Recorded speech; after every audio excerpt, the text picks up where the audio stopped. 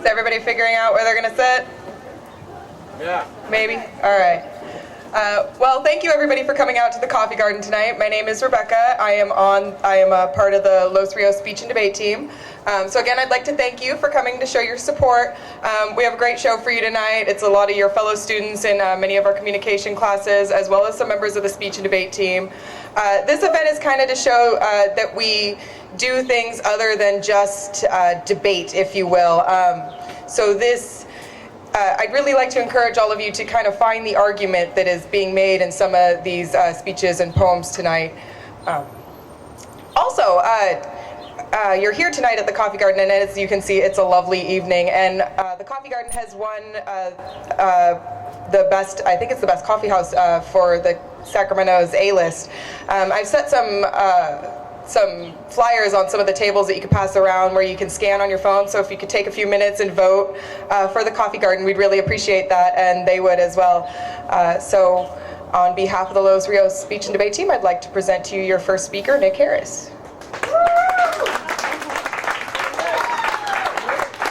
Thank you, Rebecca. Okay, as she said, I'm Nick Harris, and I have two pieces for you guys tonight. My first piece is one that I wrote myself. It's called Changes. What once made people fear me now brings them near me, and it's almost like serendipity that these people are dear to me. Yet it's not clear to me why the edge that once possessed me has all but left me, leaving me thinking, what has happened to me? That's my first piece, Changes. Now, my second piece is by a very well-known person, Langston Hughes, and you guys probably heard of this before, but I hope you guys like it. It's called I Too Sing America. I Too Sing America. I am the darker brother. They send me to eat in the kitchen when the company comes, but I laugh. And I eat well, and I grow strong. Tomorrow, I'll be at the table when the company comes. Nobody will dare say to me, eat in the kitchen then. Besides, they'll see how beautiful I am and be ashamed. I too am American. Thank you. Our next speaker is my girl right here, Kate. All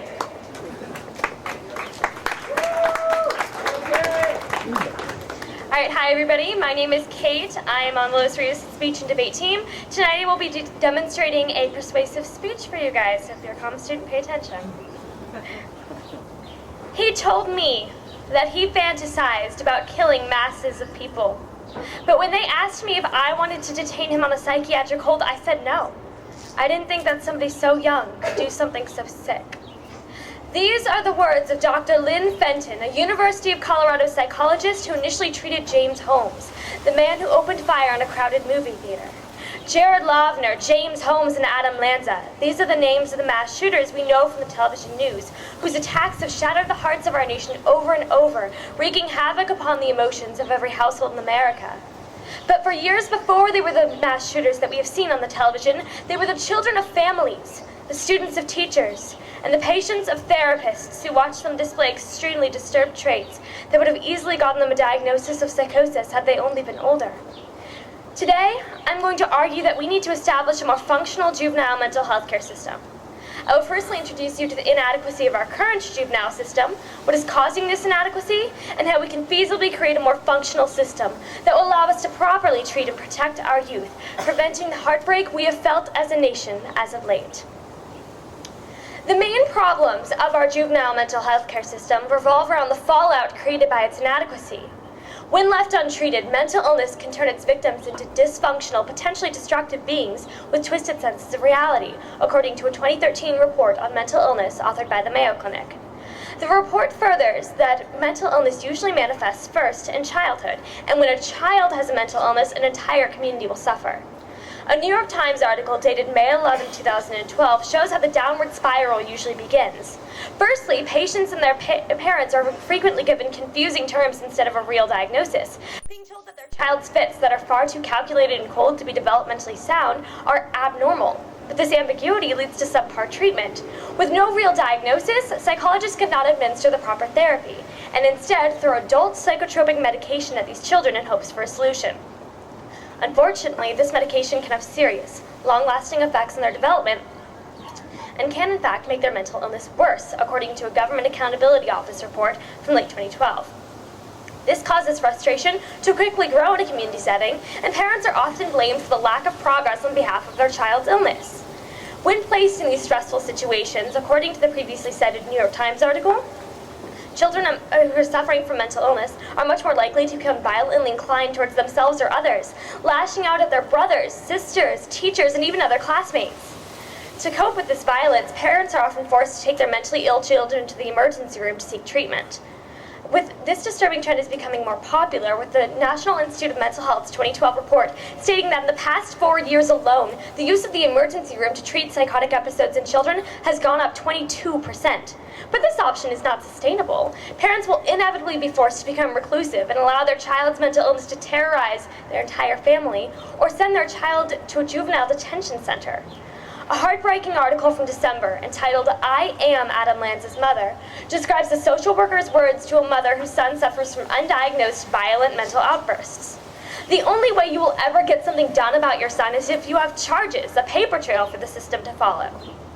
It seems as though the end result of our juvenile mental health care system is isolation, tragedy such as suicide or mass homicide, or imprisonment. Our children can easily look forward to joining the number of mentally ill inmates in our prisons, a population that has more than quadrupled in the past 4 years, according to an NPR report from September 2012. Look at our system. We have broken communities and isolated families. We have drugged children and robbed them of their opportunities, and we have criminalized them instead of treating their preventable illness. Now that I've introduced you to the insufficiency of the juvenile mental health care system, I would like to discuss what is causing this inadequacy in the first place. It is easy to see why our system is as broken as it is. The social worker in the previously cited "I Am Adam Lanza's Mother" article knows that it's easier for prisoners to receive mental health care than it is for our own children. This is because, according to a previously cited NPR article, the 3 largest and most able-bodied psychiatric care units in the country are located in prisons. Options for parents on the outside trying to break this vicious cycle are dwindling. As stated by the previously cited Government Accountability Office report, there are no diagnostic tests for mental illness in children, and without a diagnosis, psychologists can't administer the proper therapy. As I previously discussed, the psychotropic drugs that psychologists put these children on can have long-lasting effects on their development and can, in fact, make their child's mental illness worse. But even these risky drug treatments are a comparatively sound option when one considers that, according to the National Institute of Mental Health, 2/3 of juveniles with a mental health disorder do not receive any sort of treatment, not even insecure drugs. Additionally, a 2012 report from Columbia University points out that most insurance plans do not provide consistent coverage for juvenile mental health care, forcing desperate parents to pay for these treatments out of pocket. But what other option do they have? To allow their child to continue down the collision course, destined for isolation, tragedy, or imprisonment? Their options are so limited because of 3 main factors, according to the National Association of State Mental Health Program Directors' 2012 report. Budget cuts in the billions, which have affected juvenile mental health care to the point where it barely takes up 1.2% of our national health care budget, the laying off of over 50% of all mental health care professionals nationwide over the past 3 decades, and a lack of community health service clinics. Additionally, contributing to the problem is the fact that, according to the National Institute of Mental Health, many people are unaware that millions of Americans suffer from some form of moderate mental illness. It's common. But many more people are unaware that it's perfectly treatable. It does not take courage, effort, or education for the neighbors of Adam Lanza to tell CNN reporters that he was an anomaly, a withdrawn child, and a lost cause. Their statements are the nails in the coffin of our failed juvenile mental health care system. Now that I've introduced you to the inadequacy of the juvenile mental health care system and what's causing this inadequacy, I'd like to discuss how we can feasibly fix this broken system in the coming days. Creating a more efficient system isn't futile. It will have a visible, positive effect and allow us to take a significant portion out of the psychotic violence that plagues our country, by allowing us to treat mental illness as the first sign of trouble in childhood. The previously cited New York Times article discusses the fact that new research is indicating that psychosis can be seen in children as young as 3. Psychologists are hopeful that if we can begin treatment early enough, we can virtually rewire juvenile mental illness out of our society's minds. For this reason, Professor Conan of Columbia University conducted a panel of dozens of psychologists and researchers from across the nation, and they all came to the same conclusion. More money has to be spent in community-based mental health intervention programs, instead of expecting parents to bear this burden alone. Children interact in the community as a whole, and we need options. Here in California, we have a feasible solution on the horizon. Assembly Bill 760, authored by Assemblymember Roger Dickinson, is a bill with bipartisan support that will only help to heal the political wounds created by the fallout of our insufficient mental health care system. This bill takes into consideration the Assembly's findings that there is a strong correlation between mental illness and gun crimes. So the bill places a 5-cent tax on every item of ammunition sold. Every bit of that goes into the school and community-based early mental health intervention and matching grant program. This program provides schools and other community entities with the resources they need to provide mental health treatment to the children that they service, providing feasible treatment options for parents to turn to.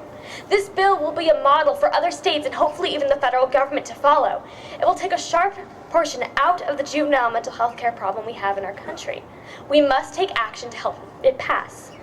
Assemblymember Dickinson's office asks that we write letters in support of AB 760 to Assemblymember Raul Bocanegra's office.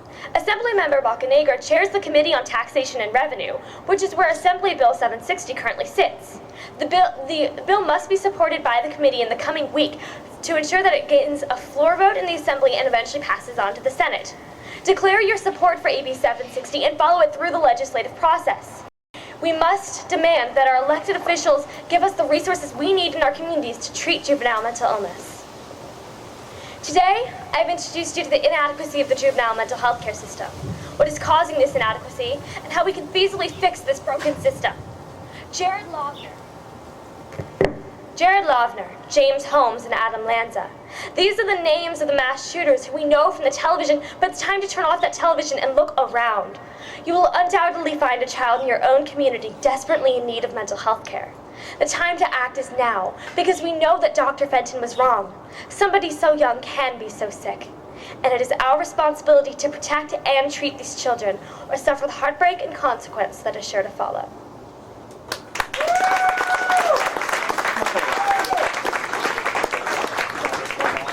Pretty good? Good. Let's hear y'all. Come on now. Okay. My name's Joshua. I'm a member of the speech and debate team at Los Rios.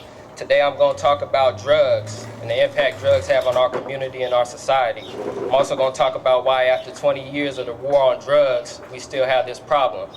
Today I'm going to be performing 2 poems also. The first one performed I wrote myself. The second one's by an artist named Big Crit.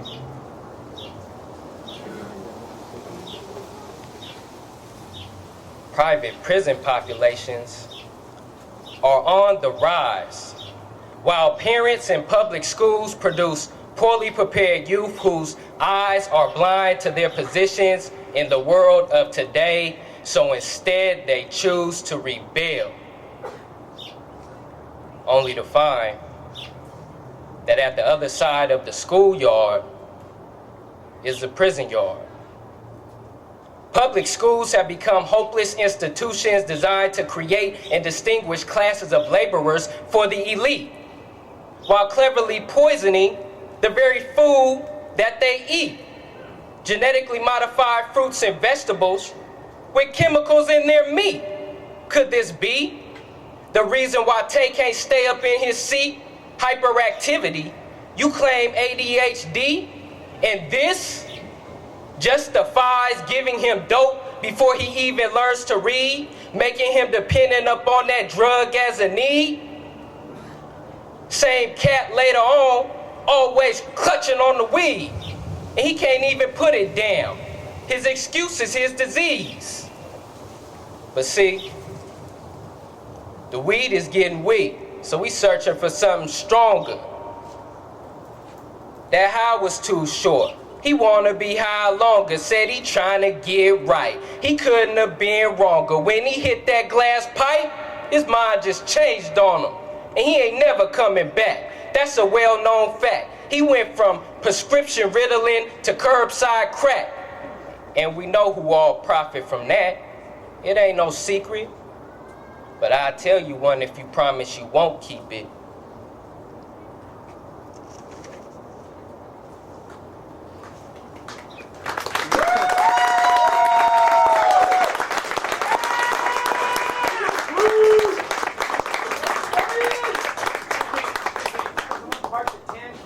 door, and that's not our parking. It needs to be moved now, please.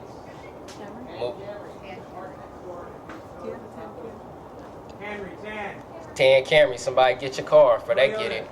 You driving Toyota? Okay.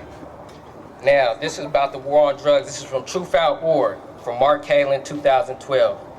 Police departments around the nation gain from laws that allow the seizing of assets that the law enforcement officers allege may be related to drug crime, without even a court case involved. The Liberation Cato Institute wrote about this practice that allows the agencies to use the proceeds from this confiscated money or property to enlarge departmental budgets. The report is called Forfeit for Profit, the Abuse of Civil Asset Forfeiture.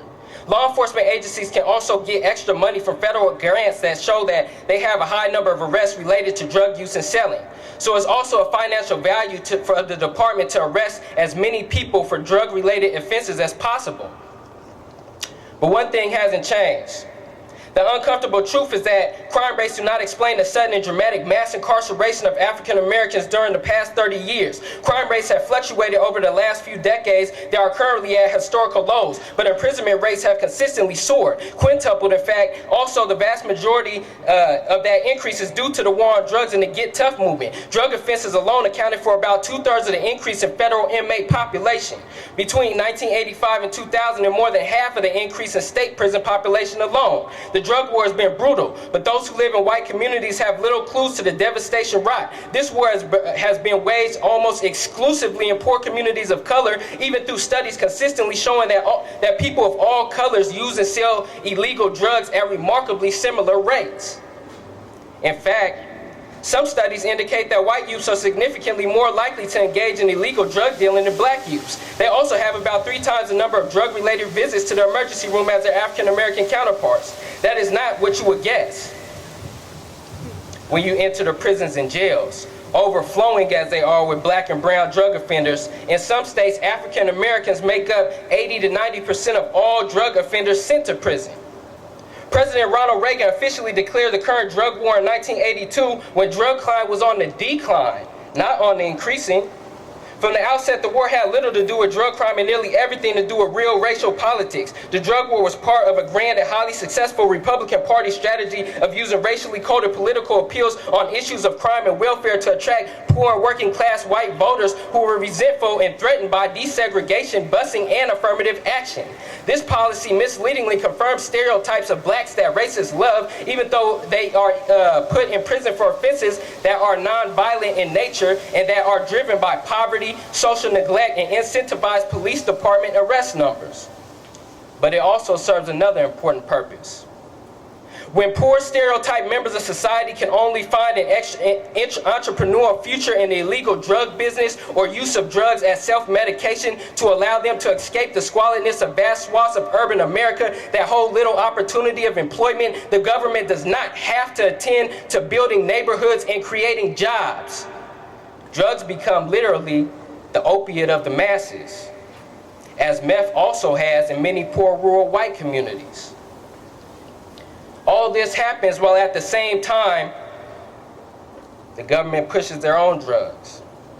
Legalized drugs. In 2009, it was recognized that prescription drugs were responsible for more deaths and tragic accidents. Prescription drugs such as painkillers are killing more people than top illegal substances such as cocaine and heroin combined, while selling rates soar, as well as unnecessary painkiller use. Rush Limbaugh was one of the first people to popularize the issue regarding pharmaceutical painkiller dependency and its harmful effects. However, pharmaceutical painkillers are only but one of the many drugs ruining society today. Not only are pharmaceutical painkillers and other drugs dangerous drugs such as antipsychotics handed out like candy, but some are even introduced without testing or even use perverted study results in an attempt to convey the false image of legitimacy. Drug companies like Merck and Baxter are notorious for their grimy misconduct and fraudulent practice and fervent promotion of their dangerous products. The most ridiculous fact is that these drugs are legally pushed thanks to careless FDA regulations and receive little scrutiny by the mainstream legal establishments despite many prominent health officials speaking out. These drugs are cleverly concealed under the guise of treating disease, while substances like marijuana that have actually been linked to improved health are categorized as highly illegal and dangerous by the federal government, while at the same time pushing alcohol. Alcohol ranks most harmful among the list of 20 drugs, beating out crack and heroin. When assessed for potential harm to the individual imbibing and harm to others, according to study results released by a British medical journal, alcohol causes nearly 4% of deaths worldwide, more than AIDS, tuberculosis, or violence. World Health Organization warned on Friday. A panel of experts from the Independent Scientific Committee on Drugs weighed the physical, psychological, and social problems caused by the drugs and determined that alcohol was the most harmful overall. Panelists also noted that the rankings confirm other studies that say aggressively targeting alcohol harms is a valid and necessary public health strategy. It's intriguing to note that these two legal drugs, excess alcohol and tobacco, score in the upper segment of the ranking scale, indicating that legal drugs cause at least as much harm as illegal substances do. So this poses the question, why aren't they kicking in Budweiser and Corona's doors? Why are they only kicking in the crack dealers' doors? Why aren't they kicking in the pharmaceutical drug doors? On to the private prisons. One of the keys to success in the private prison business is to get politicians to vote your way. That is why the big private prison companies spend so much money on lobbying and campaign contributions.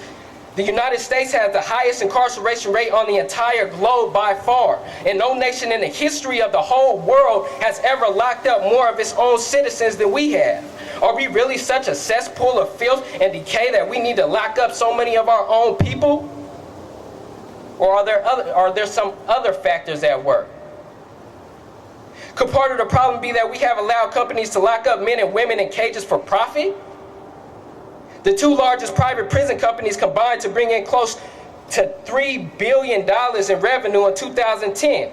And the largest private prison companies have spent tens of millions of dollars lobbying and campaign contributions over the past decade. Putting Americans behind bars has become a very big business. And those companies have been given a perverse incentive to push for even more Americans to be locked up. But of course, some of the biggest profits for private prisons come from detaining young people. Today, private prison companies operate more than 50% of all youth correctional facilities in the United States. And sometimes judges have even been bribed by these companies to sentence kids to very harsh sentences and to send them to their facilities. So, in conclusion, you may be asking, if you still don't understand why this is important, it's because private prisons have an interest in our incarceration. Every time somebody kills somebody, every time somebody robs somebody, every time somebody sells drugs and goes to prison, somebody gets $1 for it. This creates an incentive to make people want to do these things, making it impossible to ever solve these problems. Pharmaceutical companies have no interest in finding cures for their diseases, just in creating drugs to keep you content, or to basically, dope you up a little bit. They'll never want to cure cancer, just find drugs to give you for it. And the same with alcohol. This brings us to the final poem. When the world turns upside down on my head, and I can't sleep no longer, eat no longer, unless it's a full course meal. I'm tired of boiling water to cook noodles that cost $0.25. What about steak and veal? I like to pay all my bills. None the Lord, but struggle I feel. My heart's too cold to warm your soul. My eyes are too cold to see your goals when I can barely see mine.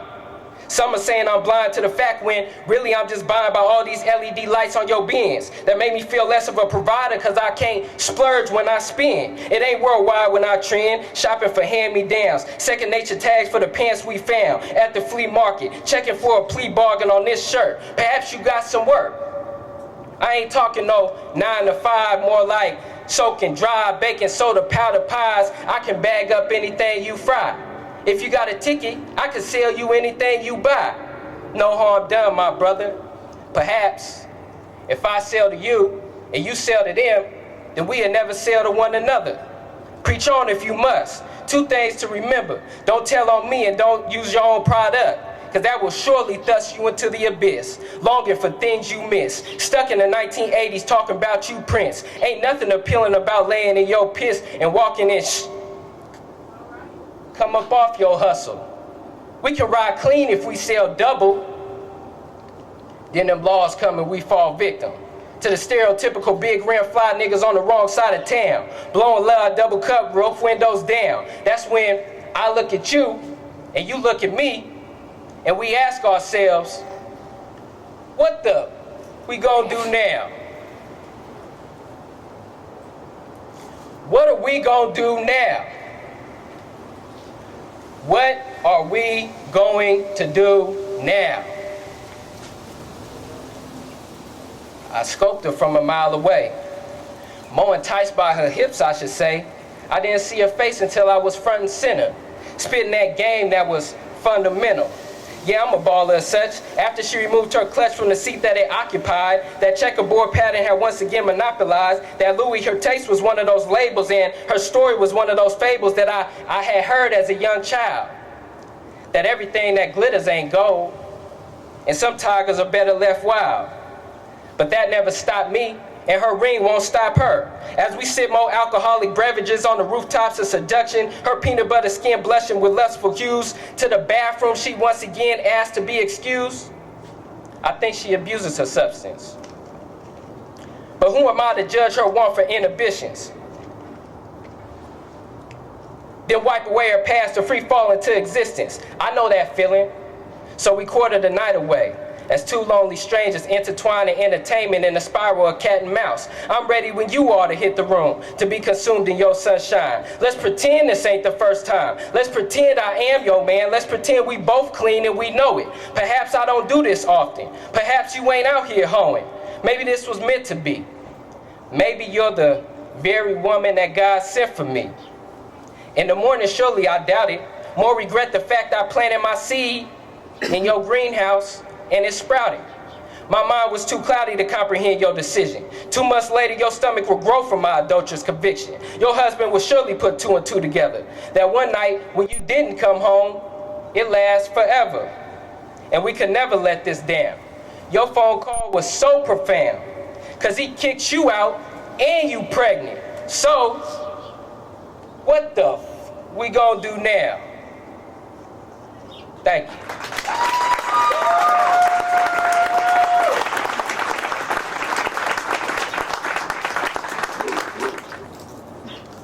Alright, so hi, my name is Eric, and today I'm going to be talking about how no matter who you are, you always have to deal with the daily grind. So we're going to look at this today through the message by Grandmaster Flash.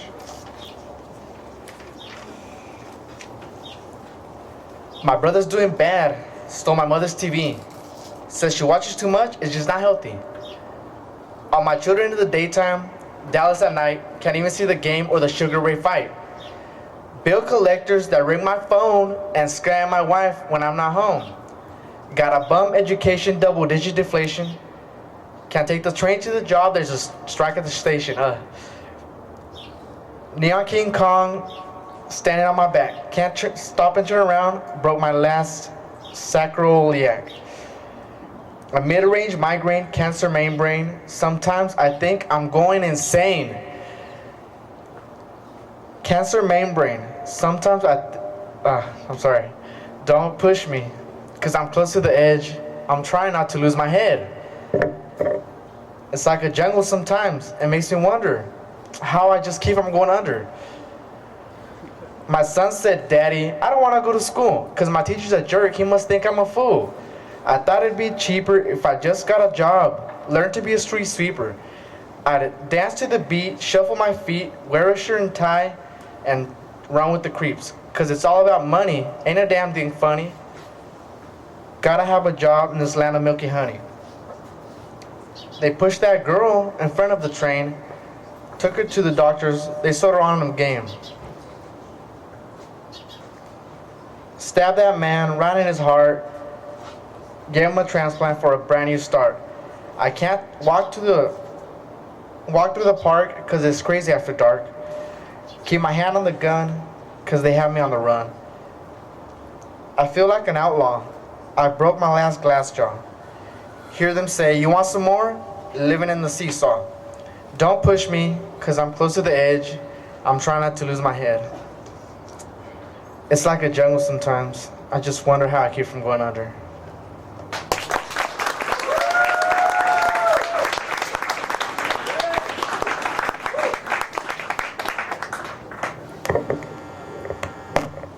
Hi, my name is Paul Hadway, and despite the best efforts of the oppressor, the Palestinian struggle lives on. This can be seen in Remy Kenazi's piece, A Poem for Gaza. I never knew death until I saw the bombing of a refugee camp. I never knew death until I saw the bombing of a refugee camp. Craters filled with dismembered legs and splattered torsos, but no sign of a face. The only impression, a fading scream. I never understood pain until a 7-year-old girl clutched my hand and stared up at me with soft brown eyes, waiting for answers. And I didn't have any. I had dry pens in my back pocket that couldn't fill pages of understanding or resolution. In her other hand, she held the key to her grandmother's house. But I couldn't unlock the cell that caged her older brothers. They said we slingshot dreams so that the other side can feel our father's presence. A craftsman built homes in areas where no one was building. When he fell, silence. A .50 caliber bullet tore through his neck, shredding his vocal cords, too close to the wall. His hammer must have been a weapon. He must have been a weapon, encroaching on settlement hills and demographics. So his daughter studies mathematics. 7 explosions times 8 bodies equals 4 congressional resolutions. 7 Apache helicopters times 8 Palestinian villages equals silence and a second Nakba. Our birth rate minus their birth rate equals 1 sea and 400 villages re-erected. 1 state plus 2 people, and she can't stop crying. She never knew revolution or the proper equation. Tears at the pages with her fingertips, searching for answers, but only finds teachers. She looks up to the sky to see stars of David demolishing squalor with hellfire missiles. She thinks back words and memories of his last hug before he turned and fell. Now she pumps dirty water from wells, while settlements divide and conquer, and her father's killer sits beachfront with European vernacular. This is our land, she said. She's 7 years old. This is our land, she said. She doesn't need history books or a schoolroom teacher. She has these walls, this guy, her refugee camp. She doesn't know the proper equation. But she sees my dry pens no longer waiting for my answers, just holding her grandmother's keys, searching for ink. Thank you.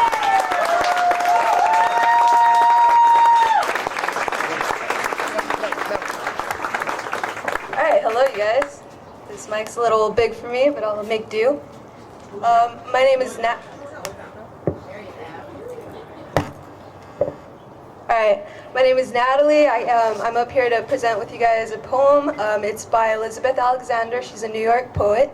The poem is called Blues, and it's about, it's an unapologetic account of her daily routine, her daily life.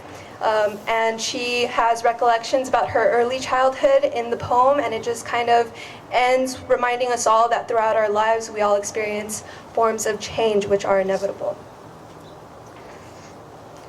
Once again, the poem is called Blues. I am lazy, the laziest girl in the world. I sleep during the day when I want to, till my face is creased and swollen, till my lips are dry and hot. I eat as I please. Cookies and milk after lunch, butter and sour cream on my baked potato, foods that slothful people eat, that turn yellow and opaque under the skin. Sometimes come dinner time Sunday, I am still in my nightgown, the one with lace trim, listing because I have not mended it. Many days I do not exercise, only consider it, then rub my curdy belly and lie down. Even my poems are lazy. I use syllabics instead of iambs, prefer slant to the gong of full rhyme, write briefly while others go for pages. And yesterday, for example, I did not work at all. I got in my car and I drove to factory outlet stores, purchased stockings and panties and socks with my father's money. To think, in childhood, I missed only 1 day of school per year. I went to ballet class 4 days a week at 4:45, and on Saturdays. Beginning always with plie, ending with curtsy. To think, I knew only industry, the industry of my race and of immigrants. The radio tuned always to the station that said, "Line up your summer job months in advance. Work hard and do not shame your family, who worked hard to give you what you have. There is no sin but sloth. Burn to a wick and keep moving." I avoided sleep for years, up at night replaying evening news stories about nearby jailbreaks, fat people who ate fried chicken and woke up dead. In sleep, I am looking for poems in the shape of open V's, of birds flying in formation, or open arms saying, "I forgive you all." Thank you, guys.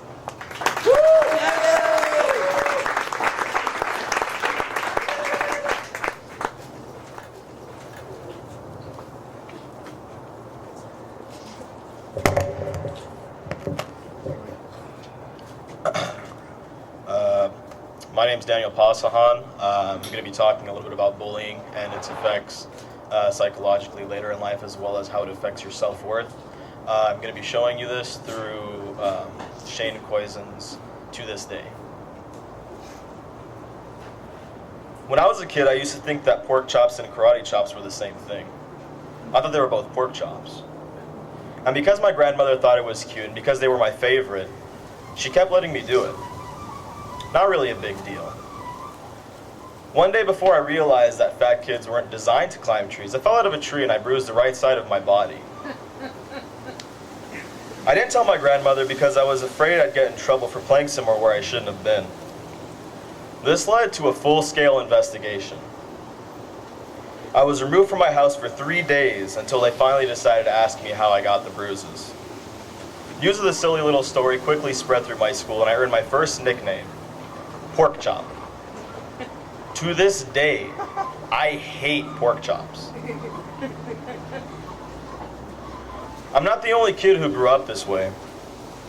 Surrounded by the people who used to say that rhyme about sticks and stones, as if broken bones hurt more than the names we got called, and we got called them all.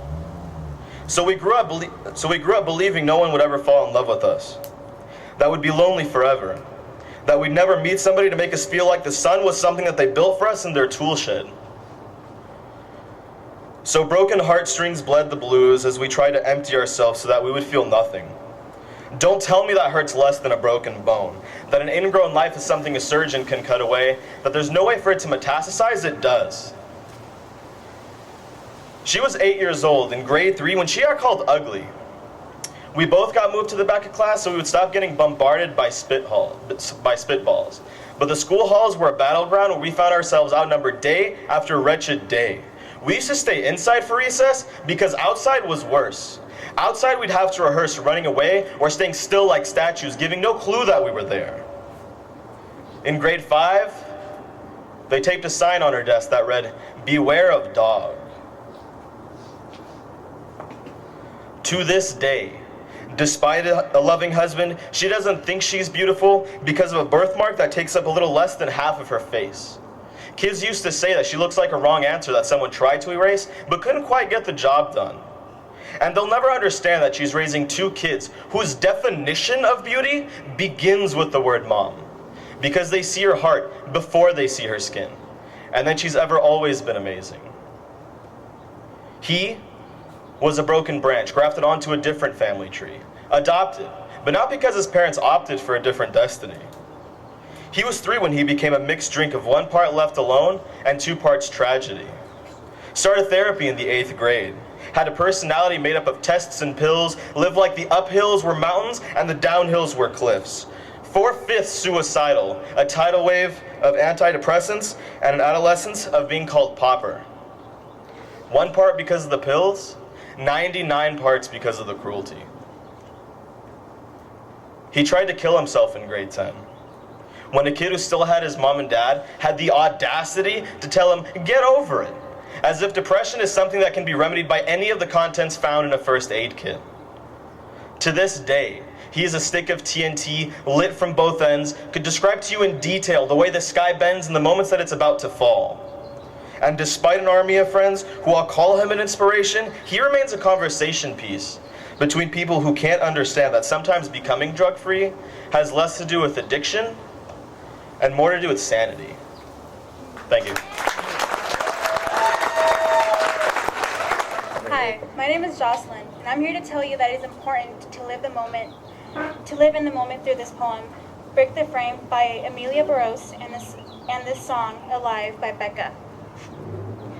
Imagine something you love, something you've always dreamed of, something you're too intimidated to speak of, something you own that you'll always be proud of. Do you have the picture saved? Have you chosen the moment? Did you give it a name? Did you pluck it out of space and put it in a glass case? Did you hold it and enclosed it and put it in a frame? Did you hang it on your wall so you can check it on your way through your daily routine that's doomed to stay the same? Did you keep it locked up so long it's in ashes instead of flames? You pictured the moment, you imagined, you dreamed, and that's great. Congrats. You've got a picture and that's it. That picture's all you've got. You tied up opportunity with the perfect knot. You put perfection in a picture and froze it in time. You harnessed a single moment and stopped it on a dime. And as you grow old, the picture gathers dust and grows mold. Your life is bought and sold and your heated moment grows cold. I'm alive. Between the good and bad is where you'll find me, reaching for heaven. I will fight, and I'll sleep when I die. I'll live my life. I'm alive. 'Cause when you picture your life, or you imagine your life, or you talk, or wish, or think, complain, or whine about life, that's just a waste of your life. You'll never taste your life. What happens next? Who knows? You gotta step out of frame. You gotta get up off the bench and get your ass the game. I'm so sick of wasting time. Nothing I say comes out right. I can't love without a fight. But nothing is moving in my mind. Inspiration can't be found. I get up and fall, but what would happen if you stripped your clothes and stood in the rain? Would you be drenched in shame? Would someone remember your name? No one ever knows my name. When I pray for sun, it rains. Every lover breaks my heart, and I know it from the start. Still, I end up in a mess. Every time, I second guess. The answers to these questions are only found one way. You gotta stare into the changing face of life every day. You can't just catch a glimpse and blink and think that everything will stay. You need to turn around and face the noise and move and dance and sway. When life gives you direction, you have one choice. You obey. Otherwise, you'll write your life story and have nothing to say. People won't remember you when you're dead and decay. They might think, I don't remember her much, but she might have been okay. 'Cause when you picture your life, don't suffocate it in a frame. When you seize the moment, you can't tell it to behave. When you seize the moment, you can't lock it up like a slave. You need to climb its wild back and ride it like a tidal wave. Once you've seized a moment, you're only halfway there. Once you've seized it, then release it. Then solemnly swear to chase that dream, idea, or opportunity anywhere. So that when you catch it again, you can throw your fist in the air and break that picture frame. Let the glass lay on the floor. You let the moment out, and now it means so much more. It meant way too much to be confined by those 4 thick pieces of wood and locked up behind your front door. So do yourself a favor and throw your pictures out. Live the moments and the pictures that the frames leave out. when I'm bored to death at home, when he won't pick up the phone, when I'm stuck in second place. Those are the regrets I can't erase. Only I can change the end of the movie in my head. There's no time for misery. I won't feel sorry for me. Catch your moments in your mind and set them free, and have no doubt that stepping out of bounds is what our lives should be about. I'll live my life, and I'll live my life. I'm alive.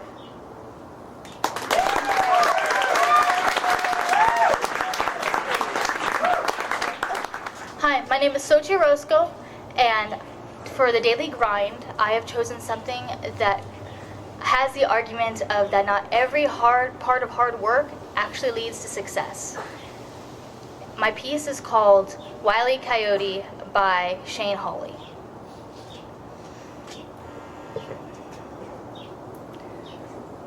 It'll work this time. It has to. I spent the better part of 19 hours crafting this mural on bedrock, and 3 full days before that, laying pavement, redirecting the winding desert road, set abruptly at the foot of my masterpiece. A rock wall, painted to look like a tunnel, an optical illusion, a way out. But there is no way out of here. My name is Wile E. Coyote, and I am so effing hungry. And inexplicably stuck in this lifeless desert, my only companion, a mindless blue bird who I am forever doomed to chase till all laws of the universe bend, then break. This is my existence, compulsively ordering one ridiculous contraption after the other. Even though I am on to the people at Acme, I know you are screwing with me. I am hours of flight suits or working magnet or lit wick short of supper. And I deserve it. I've been pancaked, incinerated, run over, diced, and buried.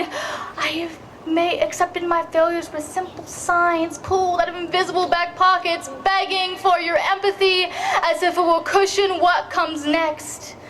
And to whoever fancies himself my maker was cruel enough to imbue upon me the knowledge of how things were supposed to be. Rockets fire upon ignition. Rocks roll when the pull is great enough against them. The trajectory of catapults is not arbitrary. Predators catch prey. Can you imagine how it feels, your best laid plans crumbling around you, peering into the mouth of fate only to have it blow up in your face? It's enough to make you wonder if it's better to be a perfect physical specimen than it is to be bright, when all the time you spent lost in thought has been a waste, when all along it's been easier just to run. I am a super genius, and I can't capture a flightless bird who grins as I drool for his flesh, but I keep at it as if the next arrow fired the bow instead of me, as if the next poison bird seed would end up in his mouth instead of mine. It is the curse of an addict to chase the things that destroy you. But until you've done it, until you've launched yourself off the 1,000-foot cliff for that thing that you love, you will never understand the gravity of my plight. This is the culmination of my mania. This fake effing tunnel is the best I can do. And when the dust settles, I will stand firmly on red sand, his broken blue neck clenched between my teeth. It'll work this time. It has to.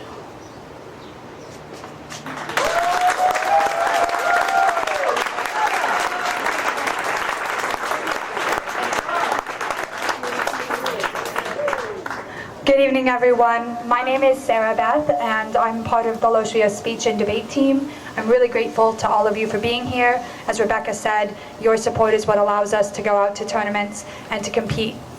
I'm going to be reading 2 pieces for you tonight. One is called Confessions of an Uneducated Queer. The other is called Dear Straight People.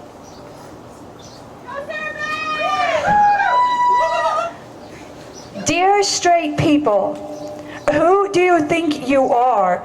Do you have to make it so obvious that I make you uncomfortable? Do you know that that makes me uncomfortable? Now we're both uncomfortable.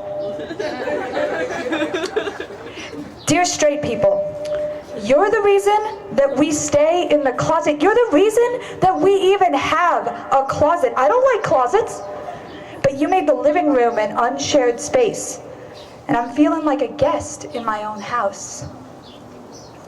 The only thing they teach you less about than sex in school is this thing called allyship.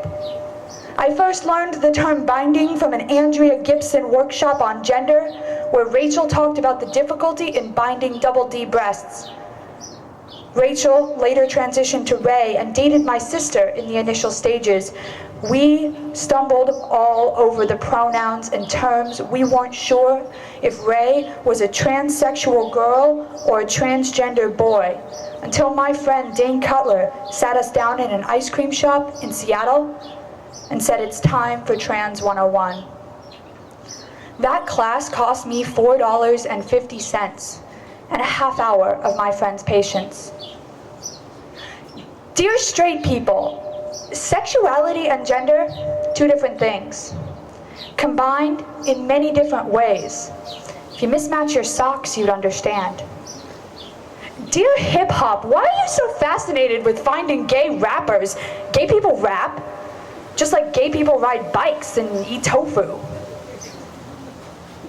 Dear straight people, I don't think God has a sexual orientation, but if she were straight, she'd be a dope ally. Why else would she invent rainbows? The first time that I heard the word cisgender was when my friend Sam Sachs and his boyfriend escorted me and my girlfriend to the most famous lesbian bar in San Francisco, and then said, "Wow, they don't usually let cis dudes hang out here that long." I was nervous to ask what that meant, but when Sam told me that he identified with the gender assigned to him at birth, I felt a wave of relief wash over me in the acknowledgement of my own privilege. $12 in whiskey sodas and a loving bearded smirk, which led me to learn the term passing privilege. When I was dating a girl I worked with at the state capitol, and I was afraid to tell my coworkers about her, afraid to kiss her with her short hair and her fancy suit. And my friend Denise Jolly sat me down and said, "It is not fair for you to let her take all the crap." Getting to be conveniently straight doesn't help anyone. $3 in cheesy grits, and my friend unapologetically telling me about myself. Dear straight allies, thank you. More, please. Dear straight bullies, you're right. We don't have the same values. You kill everything that's different, I preserve it. Tell me, what happened to Jose Mendago, to Zakiya Gunn, Lawrence King? What happened to all the souls alienated in between too many high school walls, who plan the angles of their deaths in math class, who imagine their future as ticker tape parades, who thought the afterlife was more like an after party? Did you notice that hate is alive and well in too many lunchrooms, taught in the silence of too many teachers, passed down like secondhand clothes from too many parents? Everything that I know about being a good queer, I learned from poets. Poets are cheaper than college. But not everyone gets to travel the country and get schooled by poets. We do not all have access to the most helpful words. I didn't want to write this because I was afraid I would mess it up. Writing poems about things you don't really know a lot about can be very problematic, but not writing poems about things you're afraid to mess up can also be very problematic. The world is problematic. Please mess it up. This is for the first time I heard the word heteronormative and felt like I was handed a corkscrew after years of opening the bottle with my teeth. This is for the dyke who works at the gas company who had never even heard of Ani DeFranco. This is for not identifying as bisexual, but paying respects to everyone who fought to keep the B in LGBT. This is for the Q. For the Q, for the I, for the A. What's that spell? Hey. Someday, I hope we string together so many letters we form a glorious word that takes all of our mouths to pronounce. This is for my mom, who could never get my love's pronouns right, who doesn't get the gender stuff, but bought me every Rhea Mae Brown book so I could be a good lesbian when I grow up, whatever that means. This is for my friend who told me that I needed to read Stone Butch Blues before they would have another conversation with me. This is for learning how to carry the word femme and then dropping the whole tray on the cold tile. This is for trying on new words, dusty attic words, slick spoon words, mess up everybody's stuff and look good doing it words. This is for every straight girl who still has to get drunk to kiss other girls. I get it. Oppression is a loud room. Sometimes we can't hear our own pulse. This is for every straight person here who still thinks they are completely and totally straight. This is for my 10-year-old daughter who stood up to the other kids when they called her friend gay. She said, "Mom, they said it like it was a bad thing." This is for my best friend in high school, Luther, who was so convinced he was going to hell that he fashioned his life into a loaded pistol. Luther, if you are still alive, please come find me. I wish I had had all the smart words back then. This is for my hairy anarchist train operators who learn everything from zines and free books at the info shop. For the suburban queers who have only Tumblr not to feel alone in the world. This is for every Beth Ann who sneaks each Wednesday to the bookstore in the next town to read everything on the 2-foot LGBT section before going to Bible study. This is for the folks who can't read but still subvert the dominant paradigm on the daily. This is for all of you, for giving a safe space to me to mess it up. Thank you. Booning in the corner booth. Put your effing shoes on. This is not your living room. And no one wants to see you force your tongues through each other's spacers. To the couple with 5 kids under the age of 9 plus 1 on the way. Stop having babies. But if you insist on having babies, stop bringing them to my restaurant to grind an entire box of Cheers into my carpet while you smile and pretend like I'm not the one who wants to clean this stuff up. To the fat guy who just crapped all over our bathroom. Really, dude? Really? To the old women who have complained about everything. The music is so loud because you're in a bar. The cocktails are so expensive because prices have gone up since you started drinking in 1933. It's so cold in here because you're dying. And that's what it feels like. To the young woman crying softly at the center table, we're all staring. Please. Take your steak knife and drive it into the outstretched palm of the boy across from you. Otherwise, everyone in this restaurant will watch him leave you. He will smile coldly, wish you well, and walk out the front door without paying the bill. Do not let this happen. Dump your drink into his lap. Shatter the pint glass against the side of his face. Hands heal. Pride does not. Do not give him the courtesy of believing this doesn't hurt. Freak out. Like his words are a spider colony erupting out of his mouth. Freak out. Like you're a hipster couple who just found out we don't serve PBR here. Freak out. Like you're a couple with too many kids that are choking simultaneously on Cheerios. Freak out. Like a fat guy just craps all over your bathroom. Freak out. Like you're an old woman who just found out the Chardonnay you've been drinking is $11 a glass. And poison. Freak out. Because your ex-boyfriend is a coward. Who brought you to a crappy restaurant to tell you that he no longer loves you. He no longer loves you. Because he learned from some movie that you would make less of a scene. You would make less of a scene. That our stares would keep you as quiet. That your shame will make this easier on him. Prove him wrong. Light the table on fire, shatter his teeth with your dinner plate, drag him screaming into the kitchen, press his hands up against a heat lamp. You are worth more than the 15 minutes he spent embarrassing you tonight. Make him remember, badly, the day he left you. And next time when he finds himself reaching across a table for a woman he no longer loves, he will remember. There are some things you just don't do in restaurants.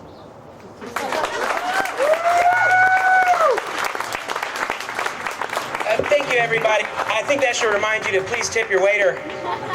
We'll see you next time. We really do appreciate it. You make our team happen, and we just love doing this kind of activity. Thank you again. Please drive safely.